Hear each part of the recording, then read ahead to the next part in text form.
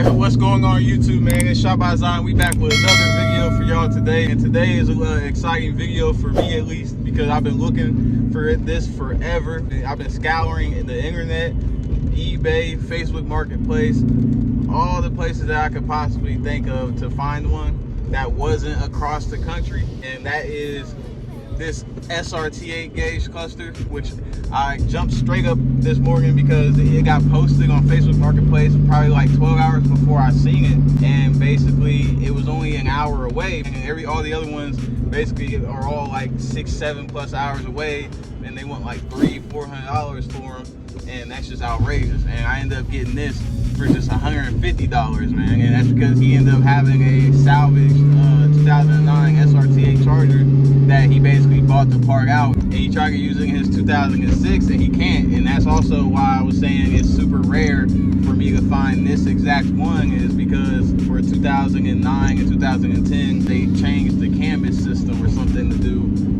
with the software. When you have to use an 06 or 07 with an 06 or 07, you have to use an 08 with an 08, and an 09 and 10 with an 09 and 10. What makes this so rare is that in 2009 and 2010, they probably made, I think, less than 1,000 each year. Technically, finding one of these from a salvaged SRT-8 Charger from that year is basically harder than probably trying to find like a crashed Demon or something. I ain't gonna say like that extreme, but when you talk about numbers, you know, because there's only like, what, 3,000 per Demon, and versus there being probably 2,000 SRT-8s of the 2009, 2010 model years. And obviously we'll still need the steering wheel buttons, because mine doesn't have any steering wheel buttons, but I can get those from any like LKQ, Pick Your Part or something like that if I can find some. Hopefully I can find some from like 2008 to 2010, because they're black instead of being this silver color or whatever. I don't know if you guys can see it. But as y'all know, man, we pulling up to Dunkin'. We know we gotta get our daily coffee, and then we're gonna go ahead and get back to the house, and we're gonna get this thing installed. So I'll see y'all here in a second.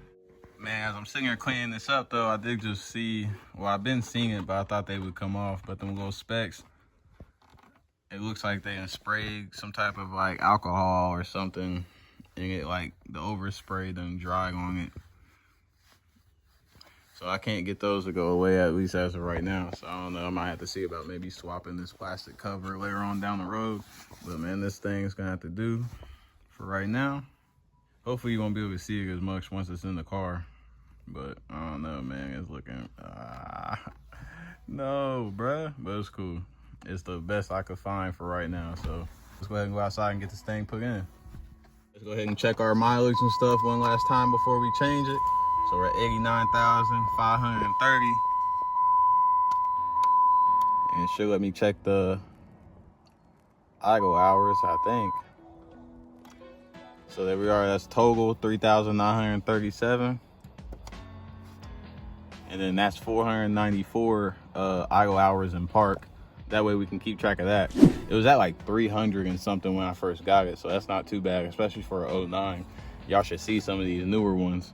We can go ahead and take this old one out. And to do that, you just want, for starters, go ahead and pop this front bezel off, which is pretty easy sometimes. So I pull that out. And then that screws in right there. Okay, I remember now. Damn, did I not put the screw back in right there? Damn, I guess I ain't put the screw back in right there. But yeah, I remember now. You gotta unscrew these, and then it should come off.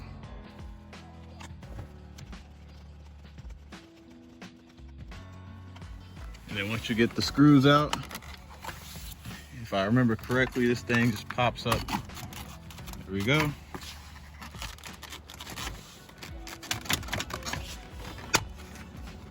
No way, did it just break? Oh no, it did break down there. Damn.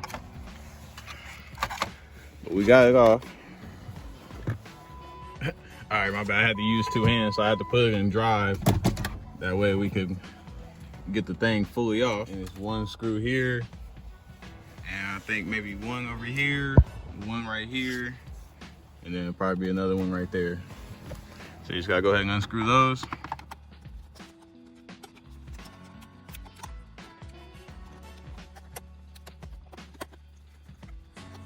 And once you get those unscrewed, you just want to make sure you don't lose any of them. You should be able to bring this out. And just like that, the old one comes out, man.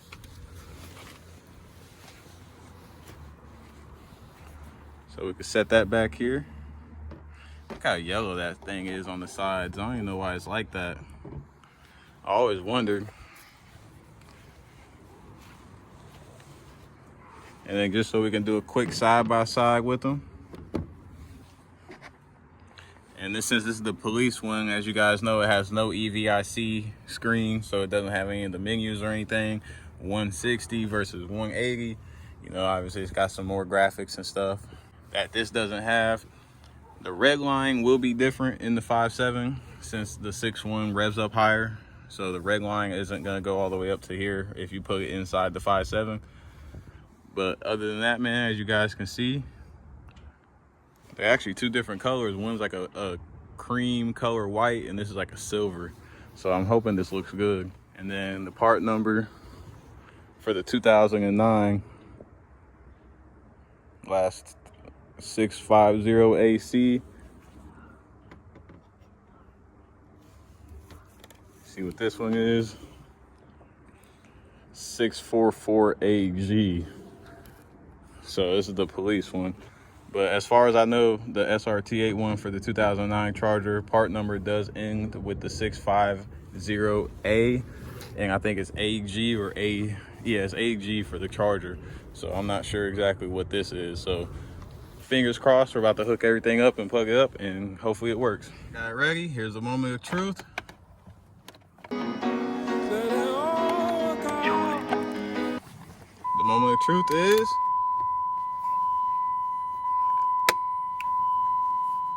oh, shit.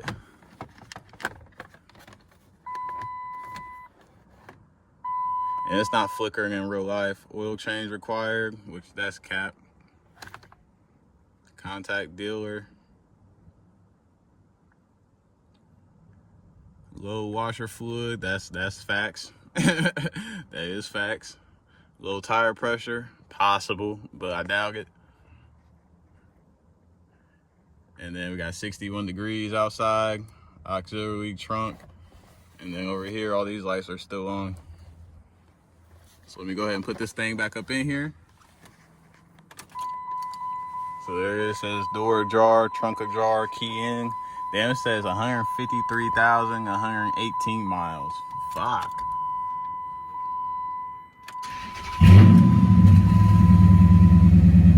Just making sure it works.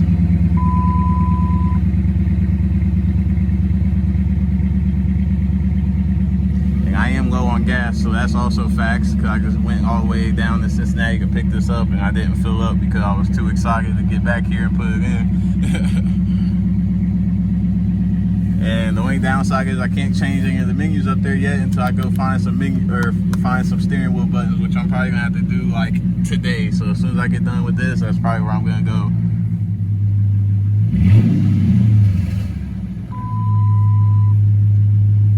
All right, man. And now that we got it like that, we just go ahead and we can just go ahead and take the screws that we took out and put them all back in. And then once you get everything screwed back in, damn, I should probably clean all this back here, huh? All right, there we go. It ain't the best, but it looks way better than it did. So now, like I said, I was saying, once you get that done, you get everything screwed back in, you just gotta go ahead and put your cover back on and put everything back together. And just like that, man, we got the SRT-8 gauge cluster installed. And like I was saying earlier about the mileage, I think the mileage on here is 153,000 or something like that.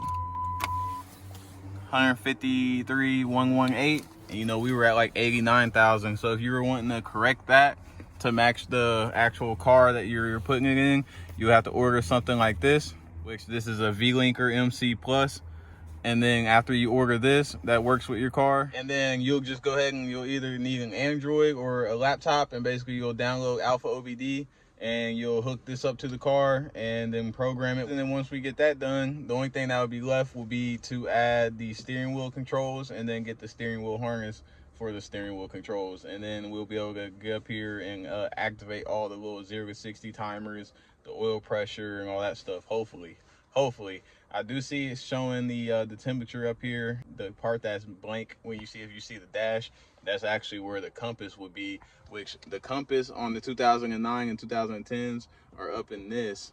So I'll have to get this replaced. So I'll have to get the one from a SRT or an RT that has the Uconnect stuff up in it.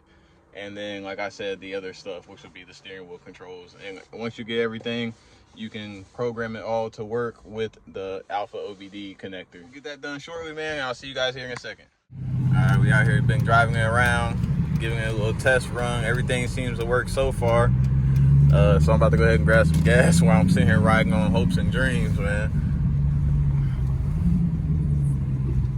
Yeah, it seems to recognize everything, the cruise control, whenever it goes into eco mode. The only thing that's not working right now is the compass, like I said, which is gonna be in the overhead thing, which I have to find if I can even do that, because I know there's gonna be a whole wiring harness involved, and then plus it involves the same thing as, I'm pretty sure, the sunroof and everything for the RT. So unless there's a way that a car that doesn't have a sunroof can have the Uconnect stuff up there, I'm not sure. We'll have to figure that out.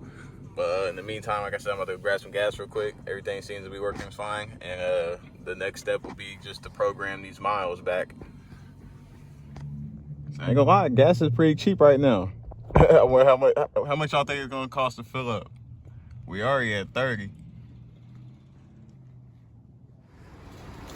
Damn, y'all put 60 in, still ain't filled up. We still got probably like 3 or 4 more gallons to go. But we're gonna let it rock right now, man. We gotta hurry up and get this thing programmed. Now, last thing to make sure it works is the gas gauge. And you see, there we go. Oh, damn. It's gonna say we on full, even though we not. Temp gauge over there working. The only difference is, man, if y'all didn't know about the police gauge cluster, is that these are considered certified.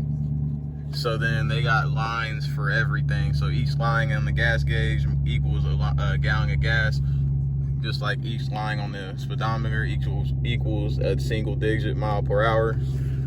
And then same thing for the temp, RPM, everything like that. So yeah, this one's very specific about the gauges compared to this one, you know, and like, you know, this is just giving you a rough estimate on where it's at. Another thing I noticed that's different about this that one didn't have is this seatbelt ding. And I've always wondered if I was just not paying attention to it or not, but I swear I never heard one the whole time I've had this car, but now I do, and it doesn't stop. So now I'm never gonna forget to put my seatbelt on, huh? So, all right, you guys, man, as you guys can see, we're out here in the car. We got the laptop set up, and basically I've been trying to sit here for a little minute now, going through all these different settings. I've even Googled it and everything, and I'm not seeing anything about letting me do a mileage correction. So maybe we can't do it yet. I'll have to do some more research to actually get it done. But in the meantime, I'm probably just gonna have to keep track of the mileage. I mean, I probably went like 4 or 5 miles so far, and just go ahead and make sure I can get it done at some point in time, because the only thing that pops up about anything about the EVIC or the cluster is that. And I've already messed with that, and it doesn't even give you anything to do with the actual mileage, man. So I'm not sure, man. Like I said, I'm gonna have to sit here and do some more research. There's all these options, and it's just crazy it doesn't have the one I'm looking for. Compass temp display present. Remote steering switches, so if I had the steering wheel controls, but no mileage reconfiguration. 2,000 years later.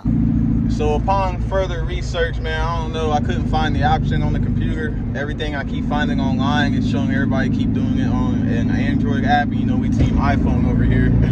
So I don't got any Android products. And plus, even though I already bought the licensing on the computer, I would have to still pay like $50 more for the app on Android, man. So I don't know. I emailed the company seeing if they could help me out on the computer, because I don't see how the app on the phone can do more than what the PC can do. So in the meantime, man, it looks like we're gonna have to deal with the mileage right now. saying more than what we actually have, which, I mean, I know the true mileage and so does the car, I guess, so it doesn't really matter, man. So this will probably just be a part one, and then once I'm figuring out how I can program everything, then I'll just do a video on how to program it and stuff, since there's no video online actually showing how to do it once I figure it out, man. So hope you guys enjoyed this video, man. It was a nice little upgrade. We'll be getting the steering wheel buttons here soon, so we can actually use the menus and stuff, and then, like I said, we'll program it, and then we'll have that we'll have this project completed, and then we'll be on to the next, man. I don't know if y'all peeped earlier, I have a bunch of boxes in the car, so we got some more stuff that's gonna be on the way. So stay tuned, make sure you hit that like button, hit that subscribe button, and I'll see y'all in my next video.